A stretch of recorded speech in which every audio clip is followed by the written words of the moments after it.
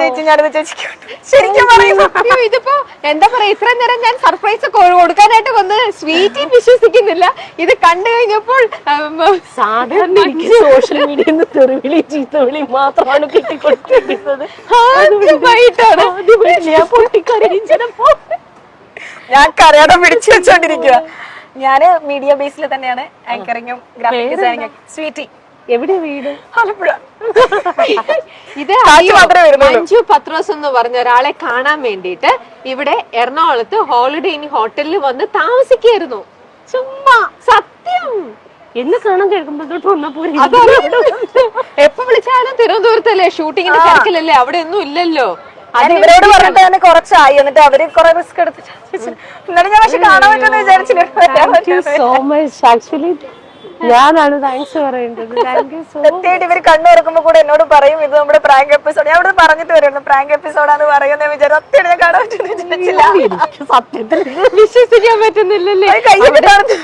ഇവിടെ ആർട്ടിസ്റ്റും ആരാധികയും തമ്മിലുള്ള കെട്ടിപ്പിടുത്തവും കരച്ചിലും ഇമോഷണൽ ഇതുമാണ് ഇവിടെ വർക്ക്ഔട്ട് ആയിരിക്കുന്നത്. അപ്പയും അമ്മയും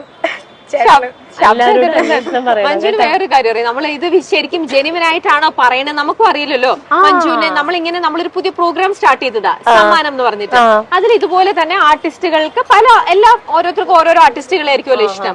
അപ്പൊ അവരുടെ ആർട്ടിസ്റ്റുകളെ കാണാനുള്ള ഒരു അവസരം നമ്മളായിട്ട് ഒഴുകി കൊടുക്കുന്നു. ത്രൂ മൈൽ സ്റ്റോൺ നമ്മളത് ചെയ്തു കൊടുക്കുന്നു. അപ്പൊ അങ്ങനെ നമ്മൾ ജസ്റ്റ് അപ്രോച്ച് ചെയ്യോ? നമ്മളായിട്ടല്ല, ഇവര് ഇങ്ങനെ ആൾക്കാർ ഇങ്ങനെ അപ്രോച്ച് ചെയ്യുന്നുണ്ട്. നമ്മൾ ഓൾറെഡി ഇതിന്റെ ഒരു പ്രൊമോഷൻ പോയിട്ടുണ്ടായിരുന്നു. സമ്മാനം ഇങ്ങനെ പ്രോഗ്രാം ഉണ്ട്, അപ്പൊ നിങ്ങളുടെ ഇഷ്ടപ്പെട്ട ആരാധകരെ കാണണമെന്നുണ്ടെങ്കിൽ നിങ്ങൾ ഇങ്ങനെ ചെയ്യുമെന്ന് പറഞ്ഞു. അപ്പൊ അങ്ങനെ പക്ഷെ ഇവരിങ്ങനെ പലരും പറയുന്നുണ്ടല്ലോ. ഒരുപാട് പേര് വന്നു കേട്ടോ മഞ്ജു. പക്ഷെ നമുക്ക് അതിനകത്ത് ഇതിൽ ആരൊക്കെ ജെനുവിൻ നമുക്ക് അറിയില്ലല്ലോ. അപ്പൊ അതില് വന്നു കഴിഞ്ഞപ്പോഴത്തേക്ക് ഇവിടുന്ന് സ്വീറ്റ് പറഞ്ഞതെന്ന് വെച്ചാല്, സ്വീറ്റ് വെറുതെ അല്ല ഭാര്യയിലെ രണ്ടുപേരും കരയാ. വെറുതെ അല്ല ഭാര്യയിലെ അന്ന് മുതൽ ഒരു 100 ഫോട്ടോസ് അയച്ചു തന്നിരിക്കുന്നത്. എത്ര വയസ്സുണ്ട്? ക്യാമറ എനിക്ക് ഞാൻ 10ാം ക്ലാസ്സിൽ പഠിക്കും. ഇപ്പൊ എത്ര വയസ്സുണ്ട്? 24. അത്രയൊന്നും തോന്നൂലട്ടോ. അതെ, ഞാൻ വീട്ടിലെല്ലാവർക്കും അറിയാം. ഞാൻ വീട്ടിലും വലിയ കാര്യമായിട്ട് എപ്പോഴും പറയാറുണ്ട്. എനിക്ക് ചേച്ചിനെ കാണുമ്പോ എനിക്ക് ഭയങ്കര ഇഷ്ടം. എന്തുകൊണ്ട് ഇനിയെങ്കിലും പറയും, എന്തുകൊണ്ടാ മഞ്ജു ചേച്ചിന് ഇത്ര ഇഷ്ടം? എന്താണെന്നറിയോ, മഞ്ജു ചേച്ചിനെ പോലെ ആക്ട് ചെയ്യണമെന്നുണ്ടോ? എനിക്ക് ഭയങ്കര ഇഷ്ടം അത്. ചേച്ചിനെ അല്ലല്ല, ചേച്ചി മറ്റേ എനിക്ക് കൂടുതലും ഭയങ്കര ഒരുങ്ങിയിട്ടൊക്കെയാണ് നമുക്ക് എപ്പോഴും നമ്മുടെ ലുക്ക് ഇഷ്ടമെങ്കിൽ എനിക്ക് ചേച്ചി മറ്റേ നൈറ്റ് ഒക്കെ ഇട്ടിട്ട് ഭയങ്കര നാച്ചുറലാ. അപ്പൊ എനിക്ക് ഭയങ്കര ഇഷ്ടം. പിന്നെ പണ്ട് തൊട്ടേ ഞാൻ വീട്ടിൽ പറയും, കൊച്ചിലോട്ടെ അപ്പയെടുത്തും അമ്മയെടുത്തൊക്കെ എപ്പോഴും പറയാറുണ്ട്. പിന്നെ എനിക്ക് ഭയങ്കര ഒരാളോട് ഇഷ്ടം തോന്നാൻ അങ്ങനെ പ്രത്യേകിച്ച് എന്തെങ്കിലും കാരണങ്ങളൊക്കെ ഉണ്ടാവണമെന്ന് ഉണ്ടാവില്ലായിരിക്കും അല്ലേ? അതാ ചിലർക്ക് ചിലർ നിങ്ങളെ ഇപ്പൊ പേഴ്സണൽ ആയിട്ട് ഒന്നും അറിയില്ല. നിങ്ങൾ ചെയ്ത കഥാപാത്രങ്ങളിലൂടെ തോന്നുന്നു. എനിക്കിപ്പോ തോന്നുന്നത്, എനിക്ക് പേഴ്സണലി ചോദിച്ചാൽ എനിക്ക് ഭയങ്കര ഇഷ്ടമുള്ള ആർട്ടിസ്റ്റ്. എനിക്ക് തോന്നുന്നു മഞ്ജുവിന് ഇഷ്ടമല്ല എന്ന് പറയുന്ന ആൾക്കാർ ഈ സോഷ്യൽ മീഡിയയിൽ ചെയ്ത് വിളിക്കുന്ന കുറച്ച് അവരല്ലാണ്ട് അവരുടെ ടൈം പാസിന് വേണ്ടിട്ട് അവര് ചെയ്യുന്നതായിട്ട് തോന്നുന്നുള്ളൂ. അല്ലാതെ എനിക്ക് തോന്നുന്നില്ല മഞ്ജു ചെയ്ത ക്യാരക്ടറിൽ നിന്നൊക്കെ ആർക്കും അങ്ങനെ ഇഷ്ടപ്പെടാതിരിക്കാനൊന്നും ഒന്നുമല്ല. അപ്പൊ ഈ കുട്ടിയുടെ ഇഷ്ടം കണ്ടപ്പോഴേ ഞങ്ങൾക്ക് കുറെ പേര് ഇങ്ങോട്ട് അപ്രോച്ച് ചെയ്തപ്പം അതിനകത്തുനിന്ന് സോർട്ട് ഔട്ട് ചെയ്തിട്ട് ഞങ്ങൾ ഈ ഒരു കുട്ടീനെ ഞങ്ങൾ ഞെട്ടിപ്പോയി. വെറുതെ തുടങ്ങിയ സമയം മുതലുള്ള ഫോട്ടോസ് എല്ലാം കളക്ഷൻസ് പറയുമ്പോഴൊക്കെ എന്റെ വിചാരം എന്താ അറിയോ, ഇപ്പൊ നമ്മളെല്ലാം സോഷ്യൽ മീഡിയയിൽ വർക്ക് ചെയ്യുന്ന ആൾക്കാരാണ്. നമ്മളൊരു പ്രോഗ്രാമിന് വേണ്ടിയിട്ട് കുറെ കാര്യങ്ങള് ഓഡിയൻസ് അറിയാതെ ക്രിയേറ്റ് ചെയ്യൂലേ. അതെ, നിങ്ങൾ ഇതൊക്കെ പറയുമ്പോ ഇത് ചിലപ്പോ ഓഡിയൻസ് ഡ്രാമയാണോ, നമ്മളിങ്ങനെ ചുമ്മാ ഫേക്ക് ചെയ്യുന്നതാണോ? അയ്യോ അല്ലാട്ടോ, 0% പറ്റോ ഇത് നടക്കുമെന്ന് എനിക്ക് അറിയത്തില്ല. പക്ഷെ എന്നാലും ഞാൻ ആദ്യം അപ്രോച്ച് ചെയ്ത് അത് കഴിഞ്ഞിട്ട് ഞാൻ ഭയങ്കര സ്ട്രോങ് ആയിട്ട് പറഞ്ഞു. എന്തായാലും എന്നെ പോലെ ഉള്ളവർ തന്നെ ആയിരിക്കുമല്ലോ ഓരോരുത്തരെ കാണണമെന്ന് പറഞ്ഞ് ഇവരോട് പറയുന്നേ. അപ്പൊ ഞാൻ ഭയങ്കര സ്ട്രോങ് ആയിട്ട് പറഞ്ഞിട്ട് ഞാൻ വീട്ടിലെ അമ്മയോടും പറഞ്ഞു, നമ്മൾ അത്ര ആത്മാർത്ഥമായിട്ട് പറഞ്ഞ എന്തായാലും കാണാൻ പറ്റാണ്ടിരിക്കില്ല. അതിനു വേണ്ടിട്ട് മഞ്ജു ചേച്ചിക്ക് ഒരു ഗിഫ്റ്റ് കൊണ്ടുവന്നിട്ടുണ്ട്. മഞ്ജുവിനുള്ള ഗിഫ്റ്റ് എന്താന്ന്? ആലപ്പുഴക്കാരുടെ സ്പെഷ്യൽ. അപ്പൊ മനസ്സിലായില്ലേ, അതിന്റെ ഷേപ്പ് കണ്ടപ്പോ തന്നെ മനസ്സിലായല്ലോ. ബോട്ട്. അതെ, വള്ളംകളിക്ക് ഈ പ്രാവശ്യം എന്നെ ഓർക്കണം, ആലപ്പുഴ ഓർക്കണം. വഞ്ചിയൊന്നും വേണ്ട, ഞാൻ എപ്പോഴും ഓർക്കും. അല്ലെങ്കിൽ ഓർക്കോ? അയ്യോ എനിക്ക് മഞ്ജു ചേച്ചി തന്നെയാണല്ലോ പറയുന്നത്. വീട്ടില് വെച്ചേക്കാം കേട്ടോ. ഹാർട്ട് ബീറ്റ് കൂടി ഞാൻ മിക്കവാറും ഇവിടെ പാനിക് അറ്റാക്ക് ഇന്നത്തോടെ ഈ എപ്പിസോഡ് ഇല്ല ഇല്ല ദാ ശരിക്കും പറഞ്ഞാൽ സമ്മാനം ഇങ്ങനെ വലിച്ചു ഇങ്ങനെ ഇങ്ങനെ എടുക്കണം ആ ഒരു എക്സൈറ്റ്മെന്റില് പെട്ടെന്ന് കാണണം. ഈ സ്വീറ്റി ആണെങ്കിൽ എല്ലാ ദിവസവും രാത്രിക്കും മഞ്ജുവിന്റെ പ്രോഗ്രാം കണ്ടിട്ടാ കിടന്നുറങ്ങും. അതറിയോ? എവറി നൈറ്റ് സിംഗിൾ ഓരോ ദിവസം ആ എപ്പിസോഡ് കണ്ടിട്ട് അല്ലേ. വീട്ടിൽ ഞങ്ങൾ എല്ലാവരും കൂടെ ആണെങ്കിലും എപ്പോഴും എന്തെങ്കിലുമൊക്കെ കാണണല്ലോ. ഒന്നും ഇല്ലെങ്കിൽ പോലും ചേച്ചിയുടെ പ്രോഗ്രാം എപ്പോഴും ഉണ്ടാവും വീട്ടില്. മിക്കവാറും ചേച്ചിയുടെ സൗണ്ട് ഞങ്ങളുടെ വീട്ടിലുള്ള ഒരാളുടെ സൗണ്ട് പോലെയാ. എപ്പോഴും ഞങ്ങളുടെ വീട്ടിൽ കേൾക്കുന്ന ഒരു സൗണ്ടാ ചേച്ചി. ഉറങ്ങില്ല.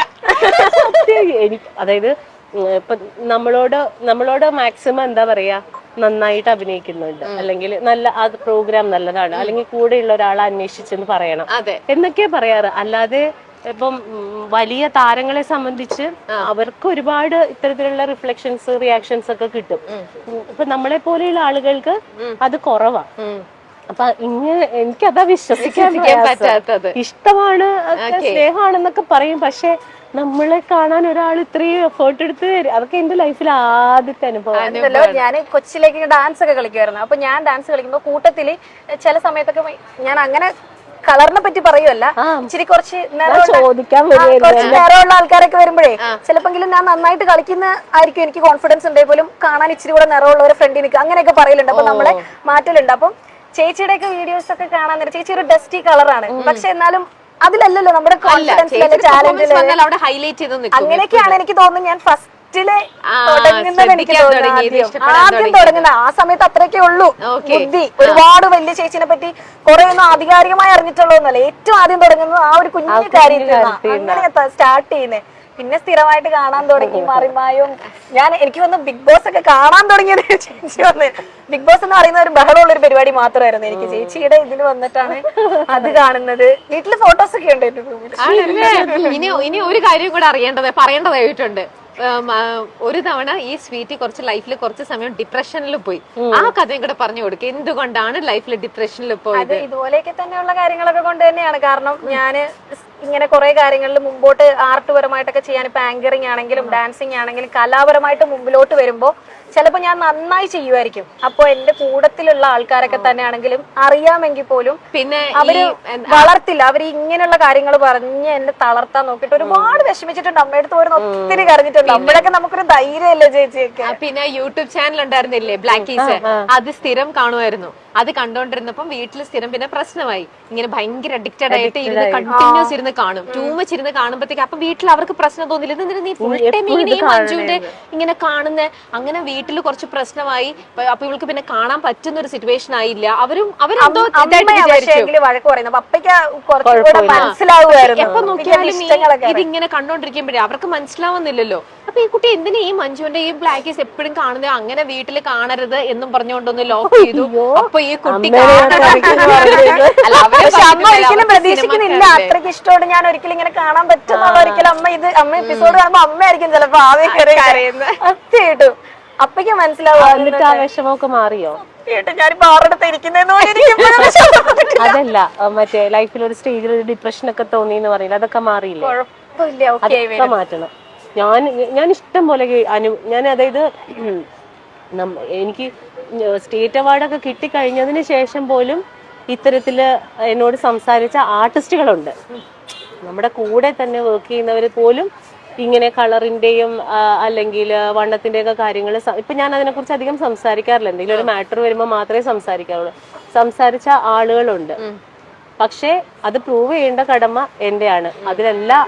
അതല്ല കാര്യമെന്ന് പ്രൂവ് ചെയ്യേണ്ടത് എന്റെ കടമയാണ്. അതുകൊണ്ട് ഇപ്പൊ അങ്ങനെ ആരെങ്കിലും വിഷമിപ്പിക്കാൻ വന്നിട്ടുണ്ടെങ്കിൽ നിനക്കപ്പുറം ഞാൻ കിടക്കുമെന്ന് സ്വയമെങ്കിലും പറയണം കേട്ടാ. നിനക്കപ്പുറമാണ് എന്റെ സ്ഥാനം, നീ എനിക്ക് ഒന്നുമല്ല എന്ന് പറയാം. ഞാൻ ചേച്ചിനെ കണ്ടു. അതെ, അത് മാത്രല്ല ഈ പറഞ്ഞ വലിയൊരു അത് ചിലപ്പോ ഇപ്പൊ ഈ സ്വീറ്റിക്ക് അതിന്റെ ഇമ്പോർട്ടൻസ് എത്രത്തോളം മനസ്സിലായി എന്ന് എനിക്ക് പറയില്ല. പക്ഷെ ടേക്ക് ദാറ്റ് വേർഡ്, ആ പറഞ്ഞത് ഭയങ്കര സത്യമുള്ള വാക്കുകളാണ്. സത്യമാണ്. നമ്മൾ മനസ്സിൽ വിചാരിച്ചിട്ടുണ്ടെങ്കിൽ നമ്മൾ ജയിച്ചിരിക്കും. ഉറപ്പായിട്ടും ജയിച്ചിരിക്കും. അതുപോലെ തന്നെ ആർക്കും പറ്റും.